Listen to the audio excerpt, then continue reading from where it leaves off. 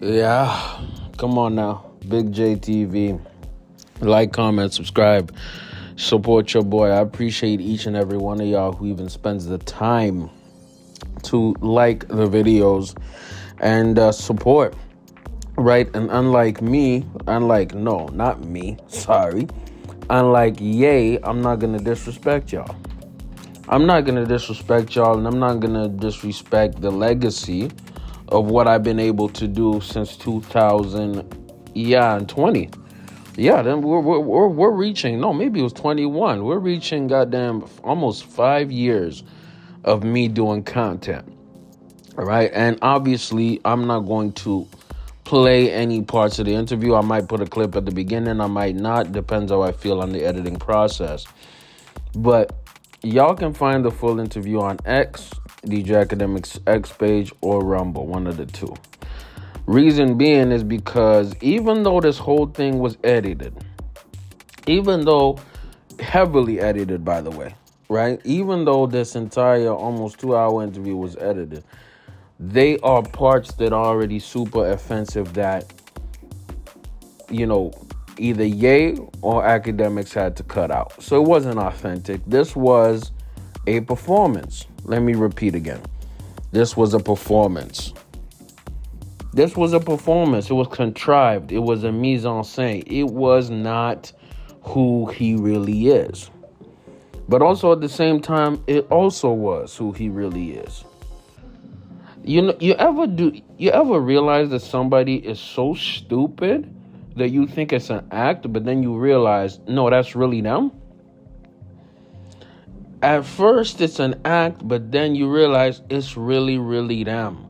And the realness pokes out more than the fake contrived-ish within their character or their words or their actions. So, let me give you an example. Let's say you go to a strip club, right? And you're at the strip club. The stripper is going to obviously lie to you and pretend like she likes you so that you can spend the money, right? But within the brief moments of having her titties in your face, the cheeks, the pum-pum all up around your mouth, she might have a genuine moment where she'll say or do something that's real, that's no longer an act, and that's the real her. That's what happened throughout this interview. And it wasn't really an interview. It was Akademiks asking maybe a few questions here and there and giving Kanye, just an opportunity to speak, extemporaneously, to speak in a stream of conscious way. And some of it was contrived, but a lot of it was real. So I'm going to tell y'all some highlights. First and foremost, I think the biggest one is when he explains the Jay-Z tweet. What was the Jay-Z tweet? The Jay-Z and Beyonce tweet was saying that Jay-Z and Beyonce have, disabled, I'm not going to say the word, twin babies, and that's why they don't show them. Another thing, he said he regrets marrying and having kids with Kim Kardashian. Another thing, he said he was jealous of Kendrick Lamar. I mean, my 5-year-old, a toddler could tell me that's a fact. You know what I mean? He said that Kendrick was being used by the labels to destroy Drake. That's obviously a fact. The sky is also blue. He was saying all kinds of mix of real-ish and nonsense. He went off on, of course, the Jews, right? And the most jarring part, again, of this is that he showed up in a full KKK robe, black KKK robe, symbolizing and not even symbolizing, just overtly saying that he is a black white supremacist. He is a black Nazi, right? Why? I don't know why. But I also know and might have a hint why. The reason he's like that is because he wants attention, y'all. He wants attention. So he's crashing out for attention. And this is the thing. If y'all get a chance, right? Go listen to that I'm Him Too album by Kevin Gates. And I promise you it's going to be better than Bully, because Kevin Gates actually cares about his music and puts out great music. It's a great album. And when we stop paying attention to these losers, And let me make it clear, Kanye is a loser. Kanye's a dweeb and he's pathetic. But here's the crazy part. People gonna still follow him. It is what it is. The fact remains is this guy is hurt, man. On Kevin Gates' album, I'm Him Too, he has a song on Therapy Sessions. You know what I mean? Hurt people, hurt people. This is one of the bars he says. Hurt people, hurt people. I'm destroyed on the inside. Right? I love that bar.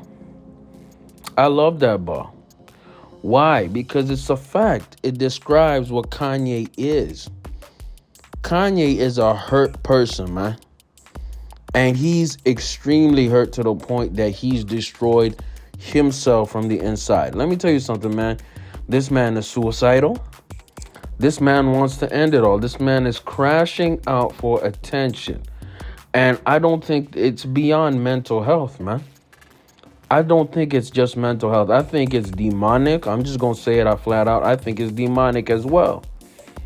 Because the things he's willing to say and do, not only for attention, but for relevance, for clout, it's not mental health at that point, bruh.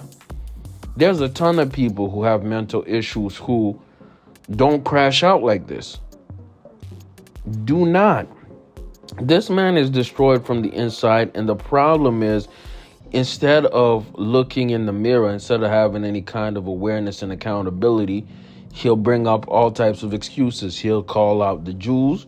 He'll call out Jay-Z. He'll call out Playboy Cardi. He'll call out the labels. He'll call out everybody when, again, he's an independent artist who has full control and autonomy of his career. He'll call out Virgil. The things he said about Virgil were disgusting, man. This is an individual who had a lot of love and respect for you, and he's in the grave, man. Disgusting.